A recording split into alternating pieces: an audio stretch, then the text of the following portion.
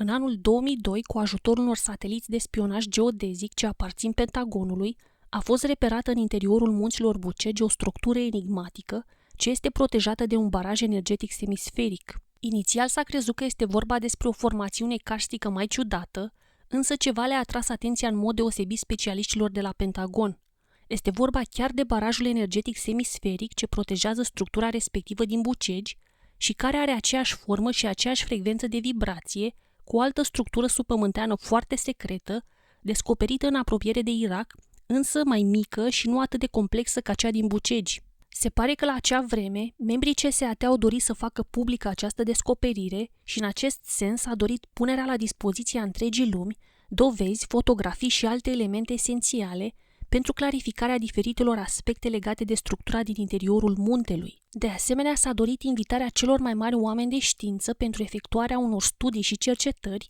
în vederea rezolvării numeroaselor enigme cu care umanitatea se confruntă, cum ar fi trecutul extrem de îndepărtat al omenirii, în vederea cunoașterii istoriei reale care a fost aproape complet contrafăcută. După intervenția președintelui american și apoi a papei, s-a ajuns la un acord final de colaborare româno-americană, stabilindu-se ca dezvăluirile să fie prezentate în mod gradat omenirii, ceea ce se și întâmplă prin cărțile domnului Radu Cinamar. Structura din munții Bucegi este de fapt o sală uriașă în formă de aulă, construită chiar în inima muntelui, denumită Sala Proiecțiilor, nume provenit de la cele 10 mese înalte de peste 2 metri, aflate în interiorul sălii și care emit proiecții holografice din diferite domenii precum fizică, astronomie, religie, biologie și altele. Se pare, conform savanților care au avut acces acolo, că întregul ansamblu din Bucegi a fost construit în urmă cu aproximativ 55.000 de ani. Din cartea Viitor cu cap de mort nu reiese care civilizație extraterestră a realizat construcția din Bucegi, însă din cartea Misterul din Egipt, primul tunel, aflăm că acea cameră construită la o adâncime de 260 de metri sub platoul Giza din Egipt și care este conectată cu munții Bucegi printr-un tunel, a fost construită de către o civilizație extraterestră foarte avansată tehnologic, ce provine dintr-o galaxie îndepărtată și care a dorit să-i ajute pe oameni prin realizarea acelei construcții subpământene, în care se află o bibliotecă alcătuită din zeci de mii de tăblițe de platină, ce conține informații din istoria planetei noastre, dar și a Universului. Totuși, până în acest moment, nu se știe dacă civilizația extraterestră ce provine din acea galaxie îndepărtată a realizat și structura din Bucegi, precum și tunelurile și structurile care se găsesc la capătul ramificațiilor celui de-al treilea tunel. Poate vom afla acest lucru într-una din cărțile viitoare ale lui Radu Cinamar. De asemenea, în imensa sală din interiorul munților Bucegi se găsesc următoarele. Un podium ce prezintă 5 trepte pe care se află un dispozitiv de amplificare a energiei gândului sub forma unui semicilindru transparent ce ar putea fi folosit de către o persoană de aproximativ 3,5 metri înălțime,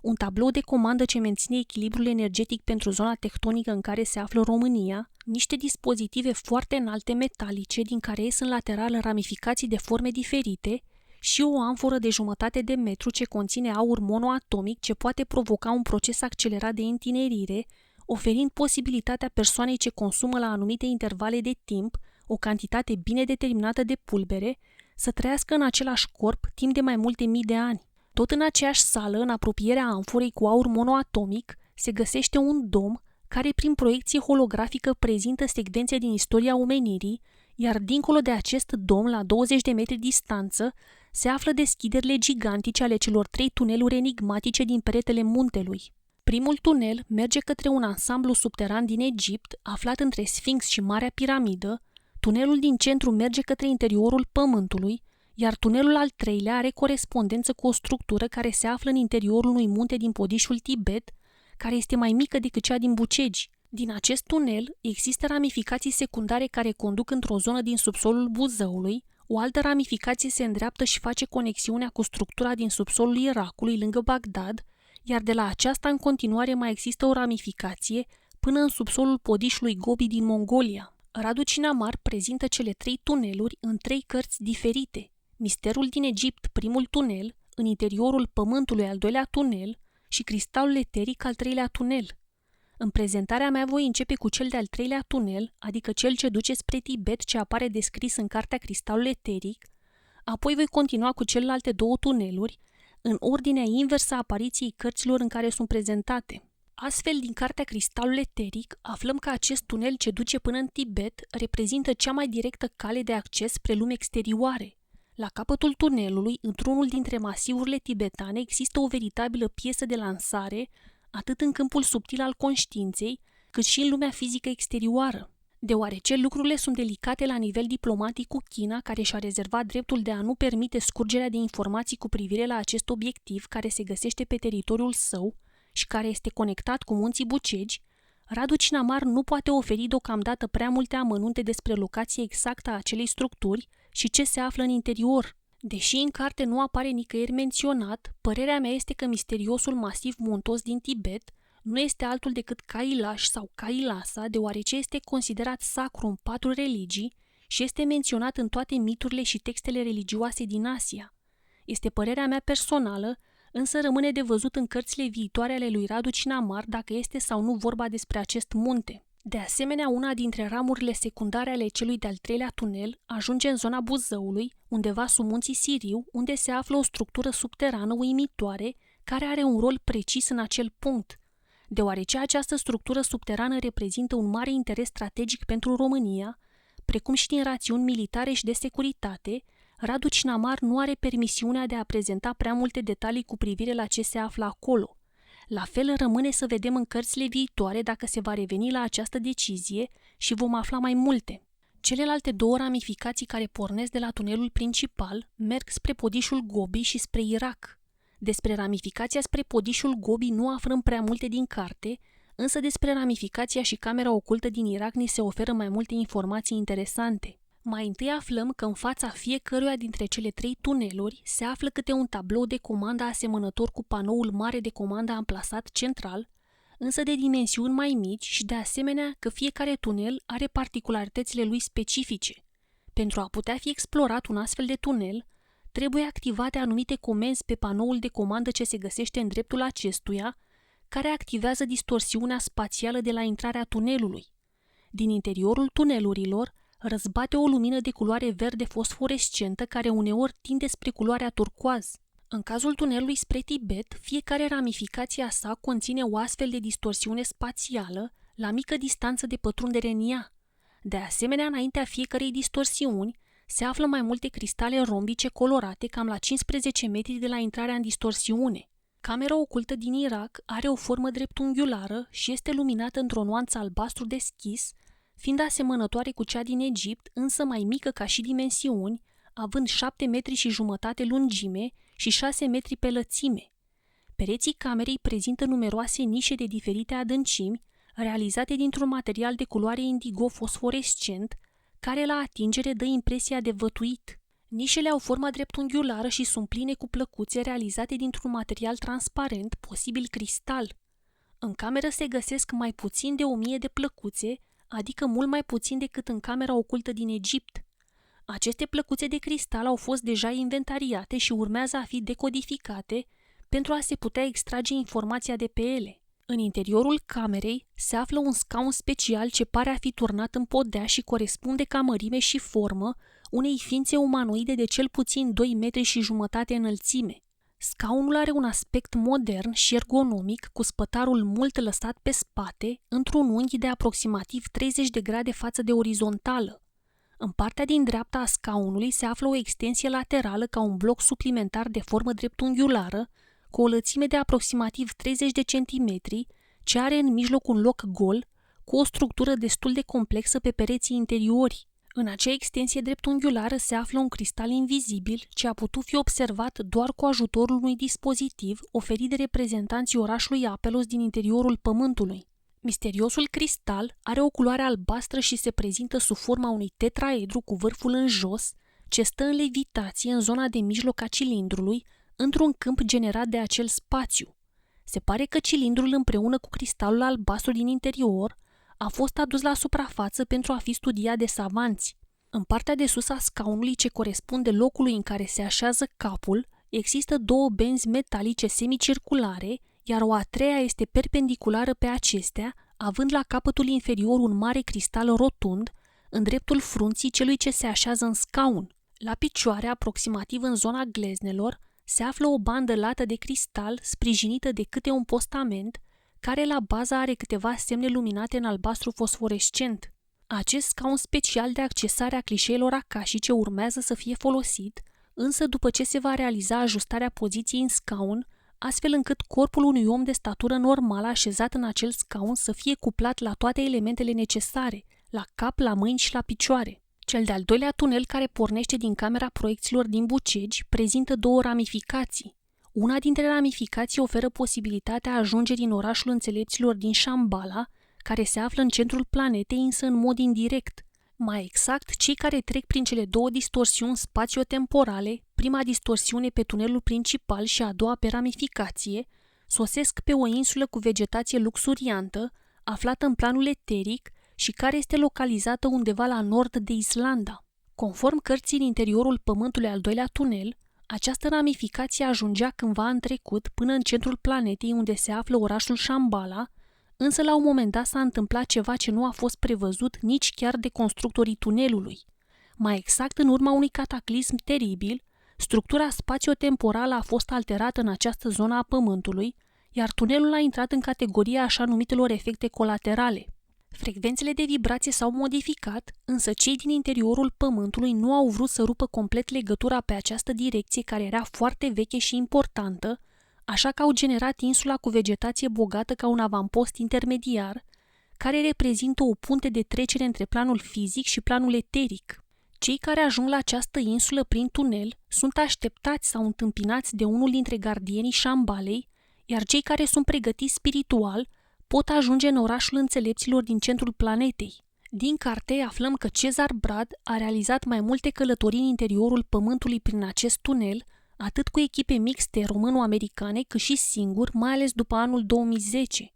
De asemenea, Cezar Brad a fost de mai multe ori în orașul înțelepților din Shambhala și chiar a rămas perioade mai lungi de timp acolo. Radu Cinamar încă nu a ajuns în Shambhala, însă dacă acest lucru se va întâmpla, am putea spera la un mesaj al înțelepților din centrul planetei pentru popoarele de la suprafața Pământului și implicit pentru România și români, ceea ce ar fi foarte tare din punctul meu de vedere. De asemenea, nu orice persoană se poate deplasa prin cel de-al doilea tunel ce merge spre interiorul planetei și de aceea numărul membrilor care au realizat expediții prin acest tunel este foarte mic. Asta pentru că au existat persoane care au manifestat atacuri de panică, grețuri și o stare generală de rău care le-a împiedicat să meargă mai departe prin acest tunel. Din carte aflăm și câteva lucruri interesante despre Shambhala, și anume că se află în planul cauzal și că are o structură inelară ce reprezintă de fapt o ierarhizare pe mai multe niveluri, astfel că dacă o persoană ar vrea să pătrundă acolo, aceasta poate ajunge doar până la inelul sau nivelul ce corespunde conștiinței sale din acel moment, iar în centrul Shambhalei se găsește înțelepciunea supremă. De asemenea, orașul Shambhala este înconjurat de ziduri înalte de culoare albă, iar dincolo de primele ziduri se află clădiri înalte, impunătoare, cu forme îndrăznețe, fiind transparente și strălucitoare, părând a fi făcute din diamant. Deasupra clădirilor se află felurite obiecte în zbor, orașul dând senzația de imensitate, de activitate intensă și viață ce pulsează de acolo. Dincolo de aceste clădiri maestoase se află alte construcții, care pentru anumite persoane par a fi ascunse sub un halou,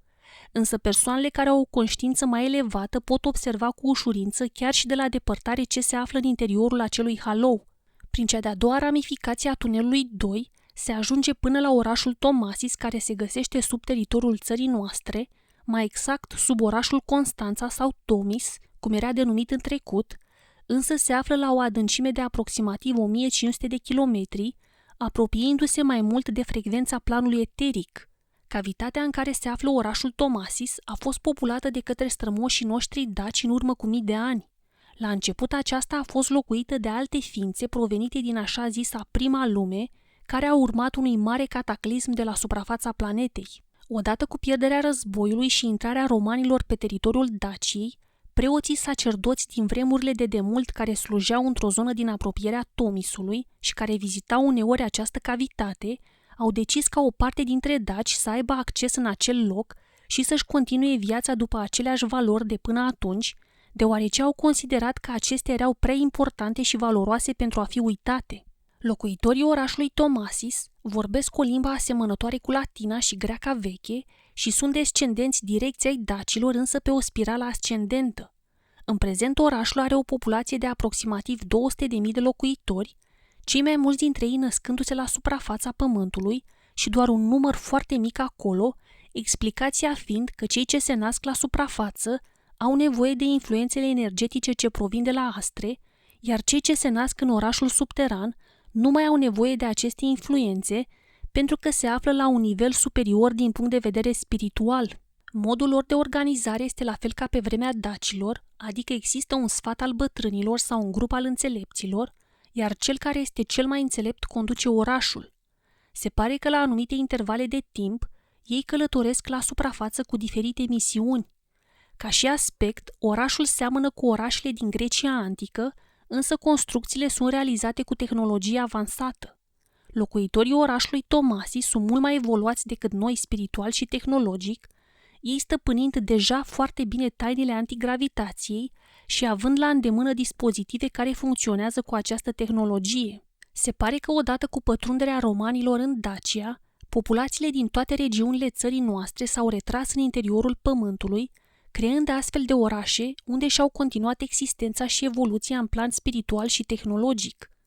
Toate aceste orașe de sub teritoriul țării noastre și nu numai de pe teritoriul țării noastre, comunică și colaborează între ele. Ele sunt conectate prin intermediul unor vehicule antigravitaționale de formă aerodinamică care distorsionează spațiul și timpul, folosind pentru deplasare câmpul gravitațional al planetei, care generează anumite vortexuri de câmp electric și magnetic, deci pentru deplasare nu sunt săpate tuneluri fizice prin mantaua și scoarța terestră. Practic, tehnologia lor se bazează pe o fizică diferită de ceea ce noi cunoaștem la suprafață. Unul dintre orașele de sub teritoriul României cu care dacii din Tomasis se află în legătură este Apelos. Orașul Apelos se află într-o zonă de trecere spre mantaua terestră, la o distanță de aproximativ 70 de kilometri față de suprafața Pământului, într-o cavitate de formă alungită ca un fel de triunghi,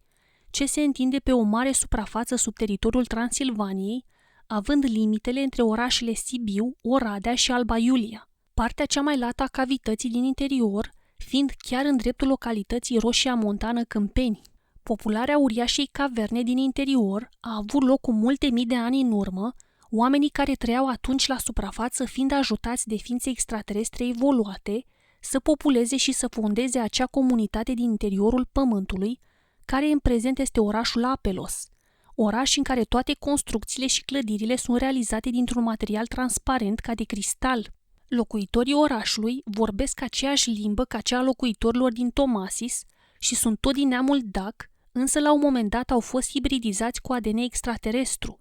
Mai exact este vorba de o hibridizare cu una dintre civilizațiile pleiadiene, însă structura ADN-ului lor este mult mai complexă, în cadrul ei găsindu-se și alte ramuri de hibridizare, cea cu ADN-ul ființelor siriusiene și cea cu ADN-ul ființelor din sistemul planetar al stelei Spica din constelația Fecioară. Locuitorii ambelor orașe de sub teritoriul țării noastre sunt oameni frumoși, binevoitori, calmi, inteligenți, mereu focusați asupra activităților pe care le întreprind, fiind cu mult mai evoluați spiritual și tehnologic decât populațiile de la suprafața planetei. Se pare că locuitorii acestor orașe din interiorul Pământului ne-au ajutat în trecut și încă vor să ne ajute, iar pentru viitor se pregătește contactul între civilizația noastră și cea din Apelos, din Tomasis, precum și alte orașe din interiorul planetei, ceea ce din punctul meu de vedere este un lucru cât se poate de frumos și pozitiv. Voi dezvolta acest subiect într-un alt videoclip. Din cartea intitulată Misterul din Egipt, primul tunel,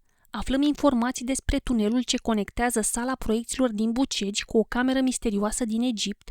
construită la o adâncime de aproximativ 260 de metri sub pământ, de către o civilizație extraterestră necunoscută ce provine dintr-o galaxie foarte îndepărtată și care a dorit să-i ajute pe oamenii de pe Terra prin această construcție. Tunelul spre Egipt, ca și celelalte două tuneluri, are pereții tapetați cu un material necunoscut ce emană culoarea verde fosforescent, prezintă o distorsiune spațiotemporală la intrare, iar în spatele distorsiunii se află câte 12 cristale de cuarț, extrem de pure, încastrate în materialul izolator de pe fiecare parte a tunelului. Se pare că tunelul are o consistență fizică, însă nu trece efectiv pe sub pământ, fiind mai mult o replică virtuală, spre deosebire de celelalte două tuneluri care sunt săpate prin pământ către destinațiile lor. Mai exact, tunelul se află la intersecția a două realități defazate, realitatea fizică și cea astrală. Călătoria spre Egipt s-a realizat în mai puțin de 2 zile, iar traseul a fost parcurs cu ajutorul unor autovehicule electrice ce sunt alimentate de o pilă atomică, procesul utilizat fiind acela al fuziunii atomice la rece. Misterioasa cameră ce este conectată prin acest tunel cu structura extraterestră din Bucegi se află sub pământ în apropiere de Marea Piramidă și Sfinxul de pe platoul Giza din Egipt. A fost denumită camera ocultă pentru că este o cameră ce a fost efectiv plantată în pământ, fără niciun fel de legătură cu suprafața, singurul mod de acces fiind prin intermediul acestui tunel ce face legătura cu structura din munții Bucegi. Camera ocultă are forma unui pătrat cu latura de aproximativ 10 metri și înălțimea de aproximativ 7 metri, fiind protejată la intrare de o gigantică poartă din piatră. Încăperea este luminată prin ea însăși, fără să existe o sursă vizibilă pentru aceasta, iar aerul este foarte curat și ionizat, deși nu există nicio legătură cu suprafața și nicio gură de aerisire. În mijlocul camerei se află un dispozitiv care este o copie fidelă la scară a cilindrului aflat pe piedestalul din sala proiecțiilor din Bucegi, însă acesta din Egipt este conceput pentru a fi folosit cu ușurință de o ființă umană de înălțime medie. Acest dispozitiv este o mașină de călătorit în timp, însă nu cu corpul, ci la nivel de conștiință prin accesarea clișeelor acașice. Mai exact, corpul rămâne în planul fizic, iar conștiința trăiește un fragment temporal ca și cum ar fi acolo cu trupul. Cel care face călătoria în timp la nivel de conștiință se află în poziția unui observator din exterior, adică poate vedea și simți totul exact așa cum s-a petrecut evenimentul pe care îl observă, fără să fie condiționat de limitările corpului fizic. În camera subterană se află un cristal purpuriu uriaș de aproximativ 2 metri înălțime cu vârful ascuțit, ce poate fi văzut doar în anumite condiții, și o platformă antigravitațională. Platforma antigravitațională este realizată dintr-un aliaj special de aur și un metal necunoscut și are o lungime de aproximativ 2 metri și o grosime de doar 3 cm, semănând foarte bine cu o placă de surf. Singurul accesoriu al platformei este un cristal albastru închis, ce nu provine de pe pământ și care are forma de piramidă, fiind încastrat simetric față de laturile platformei.